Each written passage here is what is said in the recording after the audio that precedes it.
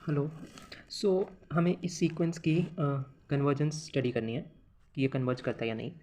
तो एक तो हमारे पास डायरेक्ट मेथड है, राइट। एक टेस्ट है जो मैं यूज़ करने वाला हूँ। तो वो टेस्ट क्या कहता है?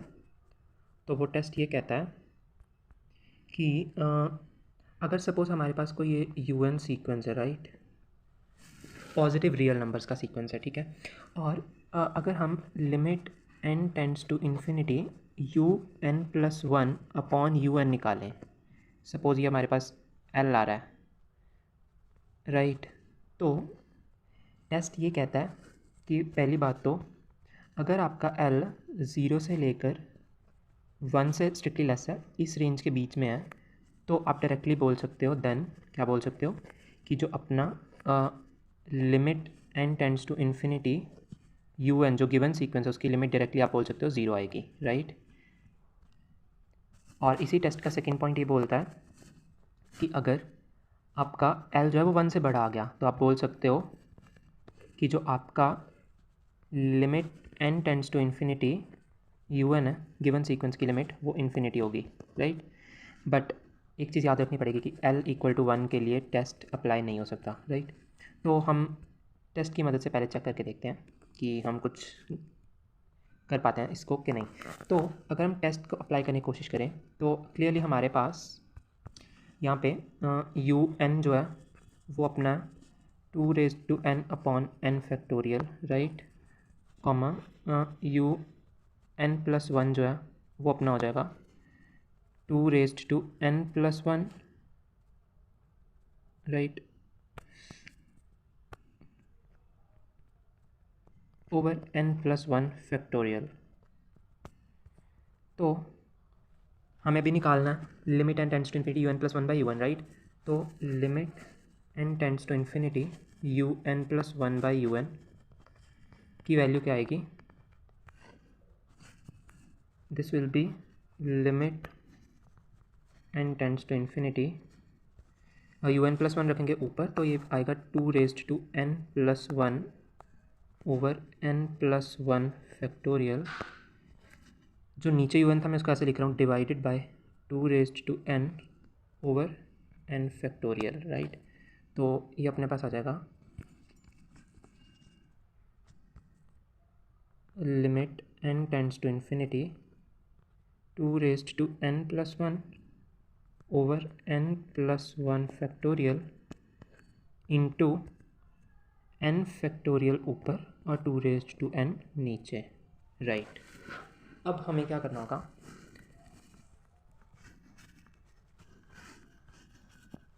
Limit n tends to infinity 2n+1 को I am going to write it as 2n into 2 और नीचे n+1 फैक्टोरियल को I am going to write as n+1 into n factorial और ये चीज़ as it is n factorial upon 2n। अब clearly दिख रहा होगा कि हम लोग इस फैक्टर को इसके साथ कैंसिल कर सकते हैं और इस फैक्टर को इसके साथ। तो हमारे पास बचा क्या फाइनली?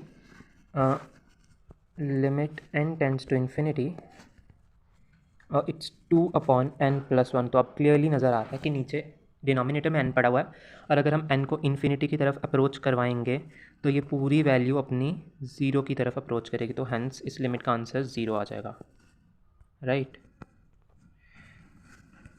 हाउएवर ये तो था एक मेथड, बट अगर हमें इसी क्वेश्चन को as an application of squeeze theorem करना हो, राइट, तो हम इस क्वेश्चन को कैसे करेंगे?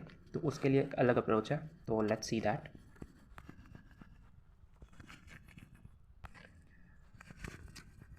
Alright, so I hope everybody is aware of squeeze theorem.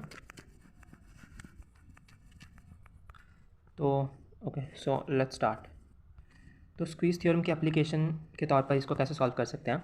तो सी दिस इज़, सबसे पहले तो एक चीज़ नोटिस करने वाली है कि क्या ये चीज़ करेक्ट है किसी भी n की वैल्यू के लिए? ऑब्वियसली, बिकॉज ये सीक्वेंस ही पॉजिटिव टर्म्स का है, राइट। n हमारा नेचुरल नंबर है, यहाँ पे ये चीज़ आप नोटिस करना और अज्यूम करके चलो ये गिवन है, राइट। वैसे भी सीक्वेंस ले रहे हैं तो सीक्वेंस में टर्म्स ही हम ऐसे बनाते हैं कि n को नेचुरल नंबर अज्यूम करते हैं, राइट। अब ये तो क्लियर है, ठीक है। अब हम थोड़ा सा इसको स्टडी करते हैं। जो अपना फैक्टर है 2^n/n इसको हम लोग लिख सकते हैं 2 × 2 × सो ऑन अप टू 2 × 2। ये 2 n टाइम्स है, बस मैंने स्टार्टिंग वाले 2 2 और एंड वाले 2 2 मेंशन करें। नीचे n को we can write as n-1 so on up to, okay let me mention 3 2s, एक और 2, राइट। सो हेयर 3 × 2 × 1, ठीक है। अब the thing that we should notice is, एक ये फैक्टर को छोड़ रहा हूँ मैं, ठीक है, एक ये फैक्टर को छोड़ रहा हूँ, और ये जो अपना फैक्टर है ये 2 और 2 कैंसिल हो जाएगा, बिकॉज ये 2 और 2 कैंसिल होकर 1 ही देगा, तो इसको इग्नोर कर सकते हैं, राइट। अब जो बचे हुए फैक्टर्स हैं, जो ये वाले रिमेनिंग फैक्टर्स हैं, हम नोटिस करेंगे कि ये जो फैक्टर्स है ना, ये सब के सब फैक्टर्स इंडिविजुअली ऐसे कंसिडर करें तो ये सब के सब लेस देन 1 है, ये भी लेस देन 1, कोई भी फैक्टर ले लो वो सब लेस देन 1 होंगे, राइट। तो अब एंटायरली बात करें तो हम बोल सकते हैं कि 2^n/n जो है दिस इज़ लेस देन और equal to 2/n, right, into 2, ये दो की बात की पहले मैंने, इसकी और इसकी। अब जो बाकी बचे उनके लिए मैं एक 1 लिख देता हूँ, just for the sake of formality. अब ये ऑब्वियसली बिकॉज ये हमने इसलिए लिखा क्योंकि बाकी सब चीज़ें 1 से छोटी हैं, और 2^n/n की वैल्यू ये सारी की सारी वैल्यू थी। तो अब अगर हम तो ऑब्वियसली ये जो वैल्यू है ये इस चीज़ से छोटी है, बिकॉज इसकी कुछ टर्म्स तो हमने एज इट इज़ लिख दिया, उनको छोड़ो, जो बाकी बची हुई टर्म्स हैं वो 1 से छोटी हैं, वो सब 1 से छोटी हैं, तो उनकी जगह हमने उनको वो चीज़ें लेस देन 1 है, और ये दो फैक्टर्स एज इट इज़ हमने लिख दिया, राइट। तो हम लिख सकते हैं एंटायरली कि 2^n/n is less then this quantity, right. तो अब ओवरऑल जो मैं लिखने जा रहा हूँ, जो हमें चाहिए फ़िलहाल इस क्वेश्चन में, that is 0 less than 2^n/n which is further less than और equal to, maybe you can say 4/n, right. अब आती है स्क्वीज़ थ्योरम की टर्म। तो स्क्वीज़ थ्योरम सेज कि अगर ये वाला इधर कोई सीक्वेंस है और इधर कोई सीक्वेंस है, और इन दोनों की लिमिट हम निकाल लें और वो सेम आ जाए, राइट, वो सेम आ जाए, SAME सेम आ जाए, तो जो सेंटर वाला सीक्वेंस होता है उसकी लिमिट भी वही होती है। अब क्लियरली सेंटर वाले की लिमिट निकालना थोड़ा सा टिपिकल काम था, रादर टिपिकल तो नहीं था, बट बिकॉज हमें क्वेश्चन में डिमांड किया कि as an application of squeeze theorem इसको सॉल्व करना है, तो हमने उसी चीज़ के अकॉर्डिंग सॉल्व किया। अब see this is a constant sequence you can से, राइट, 0 से कांस्टेंट सीक्वेंस, और कांस्टेंट सीक्वेंस उसी को कन्वर्ज करता है जो उसकी वैल्यू होती है। तो दिस इज कन्वर्जिंग टू 0, तो मतलब you can say limit n tends to infinity 0 equal to 0, clear. अच्छा, अब ये वाले सीक्वेंस की बात करें तो clearly limit n tends to infinity 4/n, obviously denominator is n, and if denominator will tend to infinity the entire value will tend to 0, so this will be equal to 0, तो ये 0 आ गया। अब ये limit 0, इसकी limit n tends to infinity 0 है, इसकी भी n tend to infinity 0 है, तो अब by squeeze theorem this center वाले की जो लिमिट है ये भी 0 होगी, राइट, ये भी 0 होगी। तो हैंस बाय स्क्वीज़